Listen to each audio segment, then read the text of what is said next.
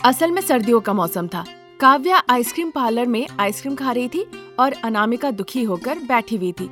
काव्या उसे देखकर, अनामिका पहले आइसक्रीम खाओ, दिमाग ठंडा होगा, उसके बाद हम कुछ सोचेंगे। मेरी परिस्थिति देख के तुम्हें मजाक लग रहा है ना? और नहीं तो क्या, तुम्हें अपनी प्रतीक्षित सेना की पसंदीदा नौकरी मिल गई है। तुम्हें तो खुशी से कूदना चाहिए था और तुम दुखी होके बैठी हो। बताओ। अरे मैं कहाँ से खुशी से झूम उठूं? बताओ तुम्ही। मेरे परिवार वाले आर्मी में भेजना ही नहीं चाहते हैं और मैंने ससुराल वालों को भी नहीं बताया कि मुझे आर्मी की नौकरी इतनी पसंद है। नहीं कहा? क्यों, कहना चाहिए था ना। तुम तो कहती हो कि वहाँ पे सब तुम्हें प्यार करते हैं। पत्नी के तौर पे मेरे पति रमेश मुझे बहुत प्यार करते हैं। बहू होने के नाते मेरे ससुर जी प्रसाद मुझ पे बहुत गर्व करते हैं और चूंकि मुझे लाखों की तनख्वाह मिल रही है तो सासू माँ शारदा भी मुझे बहुत पसंद करती है। जब अनामिका इमोशनल होके ये सब कह रही थी, काव्या तब तक आइसक्रीम खत्म कर देती है। फिर वो अनामिका का आइसक्रीम लेकर खाने लगती है। ये देखकर अनामिका को बड़ा गुस्सा आ जाता है। ठीक है, तो तुम ही सारे आइसक्रीम खा के तुम ही बिल दे दो। इतना कहकर वो उठ के खड़ी हो जाती है। ये देखकर काव्या आइसक्रीम खाना बंद कर देती है। अरे बैठो, आइसक्रीम खाने के बाद मैं तुमसे बात करती हूँ। उसकी बातें सुन के अनामिका फिर से बैठ जाती है और काव्या आइसक्रीम खाने लगती है। उधर शारदा तैयार होकर प्रसाद जो सोफे पे बैठे थे उनके पास आती है। मैं रेडी हूँ, तो चले क्या? तुमने अभी तक नहीं बताया कि हम कहाँ जा रहे हैं शारदा? कार शोरूम जा रहे हैं जी। कार शोरूम जा रहे हैं? पर अभी नई कार की क्या जरूरत है शारदा? हमें चाहिए, हमारे सारे रिश्तेदारों के पास है, सिर्फ हमारे पास ही नहीं है। आज ही जाके हम अपना कार लेकर आएंगे और लोगों के बीच में हम भी अमीर कहलाएंगे। अभी हमारे पास उतने पैसे नहीं है शारदा। इसीलिए तो जी हम गाड़ी EMI पे खरीदेंगे। उतने पैसे कौन देगा शारदा? हमारी बहू लाख रुपए कमाती है, वो देगी और कौन। ये ठीक नहीं होगा शारदा। पहले से ही तुम झूठ बोल के बहू के गले में EMI लटका दी हो, अब फिर से एक और। नहीं, ये ठीक नहीं होगा। मैंने आपकी बात कभी मानी है जो अब मानूंगी। हाँ चलिए। ऐसा कहकर शारदा घर से बाहर निकल आती है। अब कोई चारा नहीं था, इसीलिए प्रसाद भी पीछे पीछे बाहर आते हैं। रमेश अनामिका के पास जाता है जो कि आइसक्रीम पार्लर पे बैठी हुई थी और उनके साथ जाके बैठता है। क्या हुआ अनामिका, तुमने कहा कि कुछ अर्जेंट है और यहाँ पे बुलाया? सब काव्या बताएगी। बाप रे, मैं नहीं कह सकती। फिर मैं ही कह देता हूँ। रमेश के इस तरह से कहने पे काव्या और अनामिका एक दूसरे को बड़े ही आश्चर्य से देखने लगती है। एक दूसरे को तुम लोगों ने बहुत देख लिया, अब तुम लोग मेरी बात ध्यान से सुनो।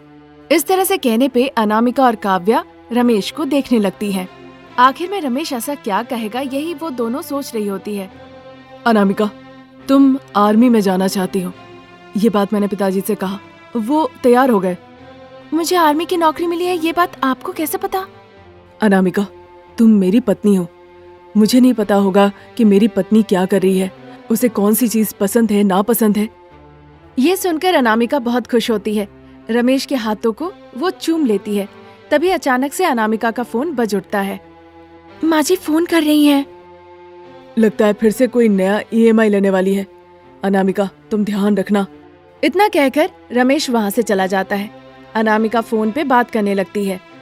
बहू अनामिका एक नई कार खरीद के ले आकर घर के सामने रोकती है ताकि किसी की नजर ना लगे, इसीलिए सासू माँ शारदा एक कद्दू ले आती है और नजर उतारती है। बहू, जब तक मैं ना कहूँ गाड़ी से उतरना नहीं। इतना कह के शारदा खुशी खुशी कद्दू लाकर पहले नजर उतारती है। तब तक घर के अंदर से बेटा रमेश और पति प्रसाद बाहर निकल आते हैं। फिर देर न करते हुए शारदा जल्दी से वो कद्दू प्रसाद के हाथ में रख देती है। अजी, इस नजर उतारने वाले कद्दू को गाड़ी के सामने एक झटके में 2 टुकड़ा कर दीजिए। थोड़ा दूर जाओ शारदा, अगर इस कद्दू का एक टुकड़ा आके तुम्हारे मुंह पे गिरे फिर मुश्किल है, मुंह ही ना चटनी बन जाए। ऐसी बात है तो रुकिए। बहू, दरवाजा खोलो जरा, मैं भी गाड़ी में आके बैठती हूँ। इतना कहने पर अनामिका कार का दरवाजा खोल देती है। शारदा कार में जाके बैठती है। फिर प्रसाद दम लगा के कद्दू को जमीन पे पटकते हैं और कद्दू उसी के साथ 2 टुकड़े में बट जाता है। बहू, चलो हम 2 चक्कर लगा आते हैं। इस तरह से कहने पे भले ही अनामिका का मन ना हो, पर क्योंकि सासू माँ जाने के लिए कही, इसीलिए वो गाड़ी लेकर निकल जाती है। कार में बैठी शारदा खुशी खुशी चारों तरफ देखने लगती है। बहू, कार में बैठने में तो बड़ा मजा आ रहा है। शारदा इस तरह कहती है, पर शारदा क्या कह रही है उस पे ज्यादा ध्यान ना देते हुए अनामिका बड़े ही ध्यान से गाड़ी चलाती है। ये शारदा गौर करती है और मनी मन कहने लगती है, मेन रोड, ऊपर से नई गाड़ी, लगता है बहू इसीलिए बड़े ध्यान से गाड़ी चला रही है। फिर चारों तरफ देखने लगती है शारदा। गाड़ी आगे बढ़ रही होती है। उधर रमेश जो घर के बाहर खड़ा था। सॉफ्टवेयर बहू अनामिका को आर्मी की नौकरी लग गई है, ये बात तुम्हारी माँ नहीं जानती है बेटा। नई गाड़ी आ गई, पर अब अनामिका EMI कैसे भरेगी? चलिए अनामिका की सेना की नौकरी के बारे में माँ को बता देते हैं। ये काम मत करना बेटा, नहीं तो वो अनामिका को घर से बाहर निकलने नहीं देगी। वो अनामिका के बॉस से बात करके वर्क फ्रॉम होम करवाएगी। हाँ पिताजी, इस बारे में तो मैंने सोचा ही नहीं। बेचारी बहू अनामिका, बेचारी बहू पहले घर का काम काज, खाना पकाना, ऑफिस का काम भी करती थी। अब तुम्हारी माँ करने लगे तो मानो तांडव कर दे। फिर हम क्या करें पिताजी? आज नहीं तो कल किसी न किसी दिन अनामिका को आर्मी तो जाना ही पड़ेगा, तब हम क्या करेंगे? इस तरह से रमेश कहता है।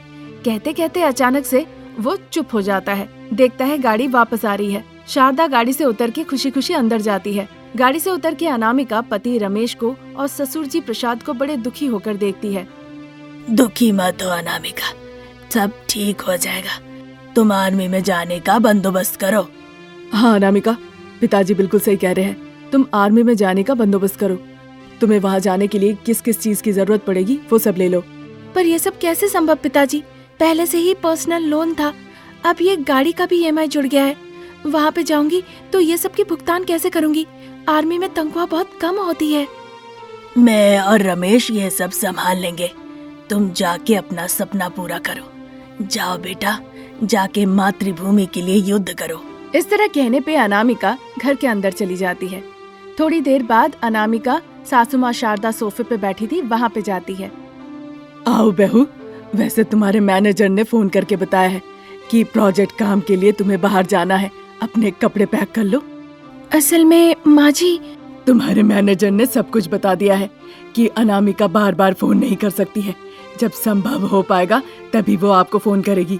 ये सब बात चली रही थी, तभी रमेश और प्रसाद, जैसे कि उन्हें कुछ पता ही ना हो, वहाँ पे आते हैं। फिर शारदा जैसे जैसा कहती है, अनामिका उस पे तैयार हो जाती है।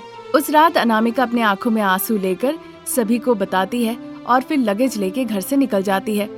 रमेश की भी आंखें गीली हो जाती है, बड़े दुख से उसे विदाई देता है। अनामिका जो सेना में शामिल हो चुकी थी, बर्फीले पहाड़ों में हाथ में बंदूक लेके ड्यूटी कर रही थी। और इधर सोफे पे गुस्से से बैठी हुई शारदा, उसके पास प्रसाद और रमेश आते हैं। क्या हुआ शारदा, किस पे गुस्सा दिखा रही हो? और किस पे? बहू के बॉस पे। इस महीने की तनख्वाह बहुत कम आई है।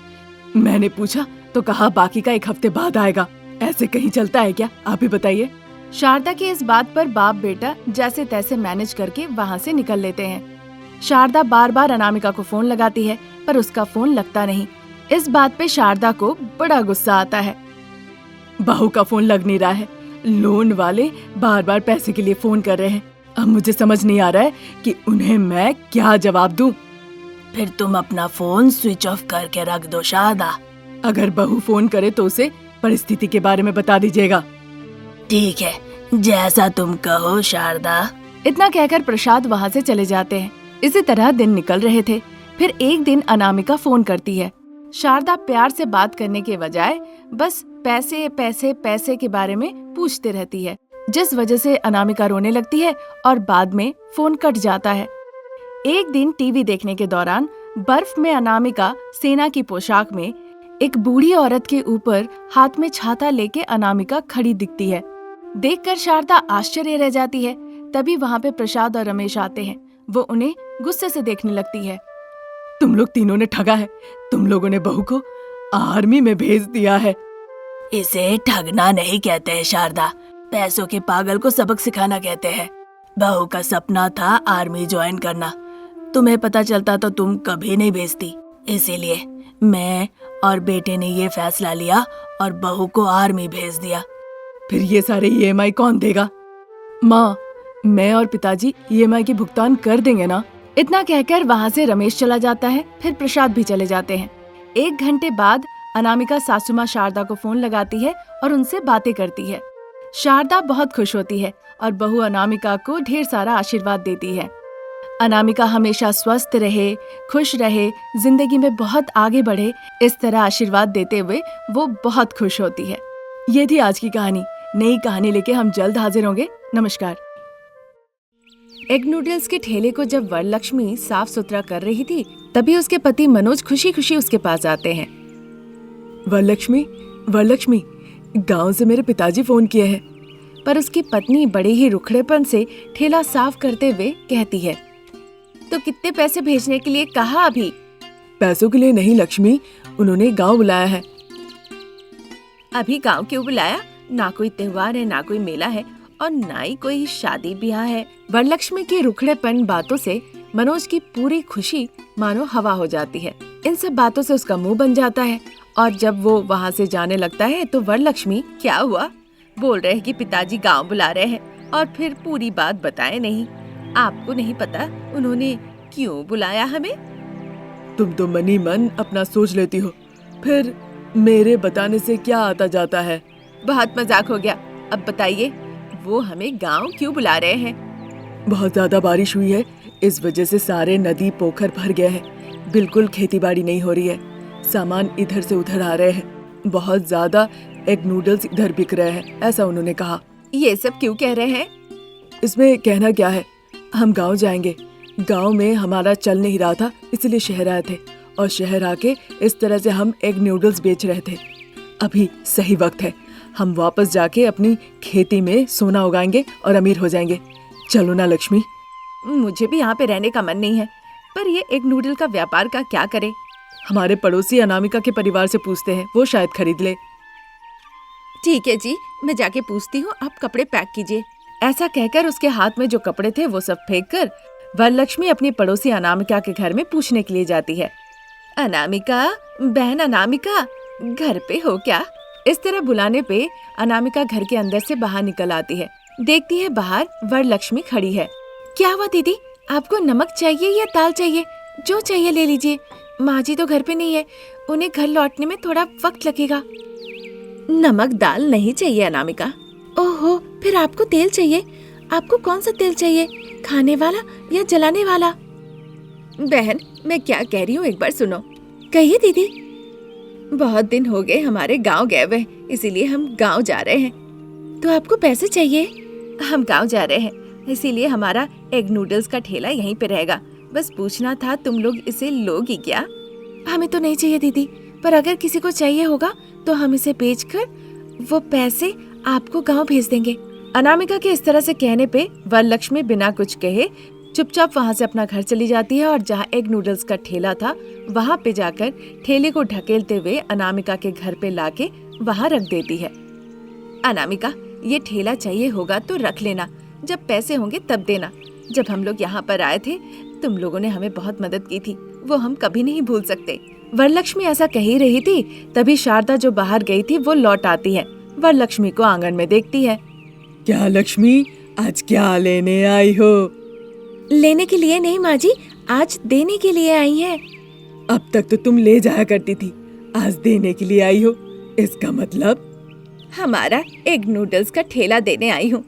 हम गांव जा रहे हैं, ससुर जी ने फोन करके बुलाया है, इसीलिए गांव जाना होगा। अब इस ठेले का कोई काम नहीं था, इसलिए। लोहे का पुराना सामान बेचने के लिए मेरे घर पे रख के जा रही हो, यही ना? आपसे बात करना ही गलत है, मैं चलती हूँ, नमस्ते। वरलक्ष्मी वहाँ से चली जाती है। शारदा और अनामिका फिर घर के अंदर आ जाती है। दिन निकल रहे थे, सर्दियों का मौसम आ जाता है। अब चूंकि बाप बेटा पैसे कमाते थे, इसीलिए उनकी जिंदगी उतनी कठिन नहीं थी। बच्चों की देखभाल करते थे, स्कूल का फीस भरते थे और खुशी खुशी रहते थे। फिर एक दिन बैंक से एक ऑफिसर उनके घर आते हैं। रमेश घर पे है?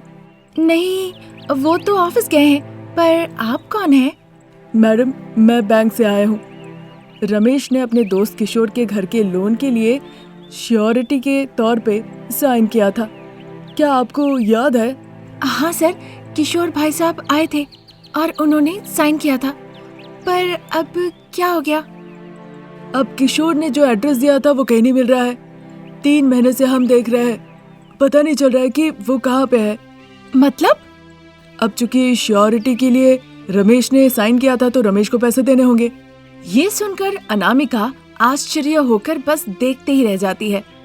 अब जैसे ही रमेश ऑफिस से लौट आए उन्हें ये सब बात बताइए और उन्हें कहिए चाहे परिस्थिति कुछ भी हो वो आके एक बार मुझसे मिले, नहीं तो बैंक को सीरियस एक्शन लेना पड़ेगा और फिर तुम लोगों को बहुत दिक्कत हो जाएगी। ठीक है सर। ये है मेरा विजिटिंग कार्ड। इतना कहकर ऑफिसर ने अनामिका को अपना विजिटिंग कार्ड दिया। अनामिका ने भी वो विजिटिंग कार्ड ले लिया। ऑफिसर वहाँ से चले जाते हैं।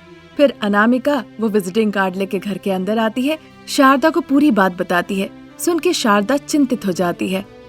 ये क्या, ये लोन कब लिया?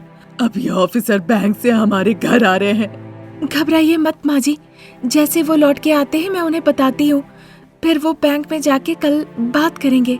इस तरह कहकर शारदा जाके सोफे पे बैठ जाती है। अनामिका किचन में चली जाती है।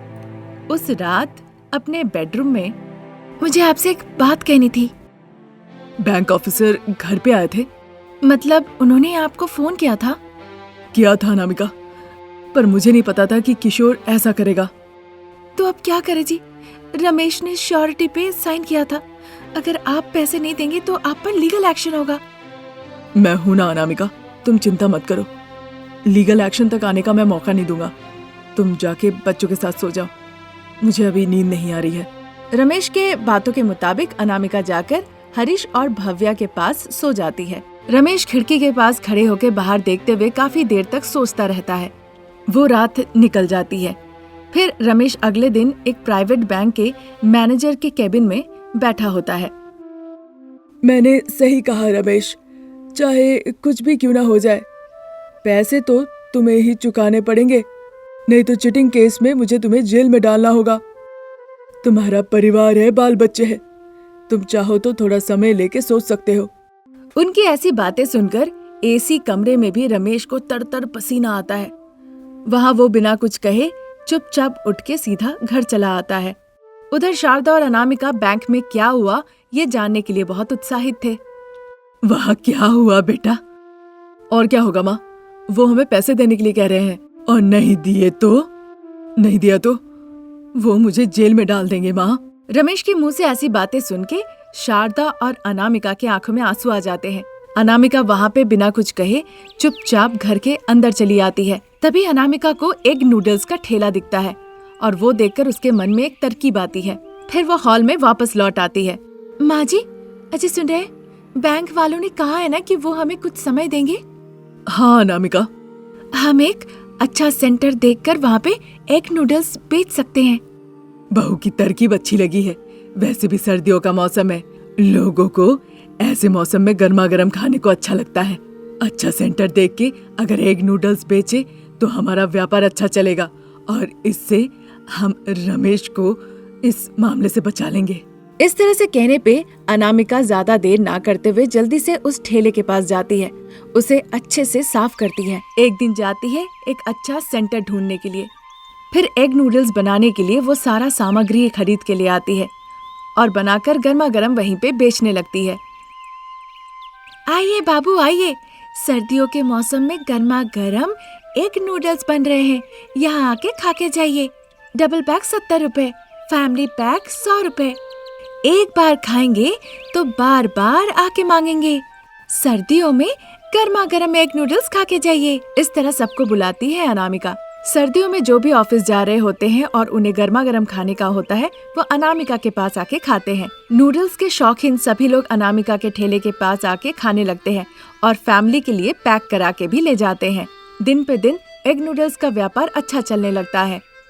अनामिका कमाए हुए पैसों को अच्छे से बचाती है और उन्हीं पैसों को ले जाकर वो बैंक में उधार चुकाती है।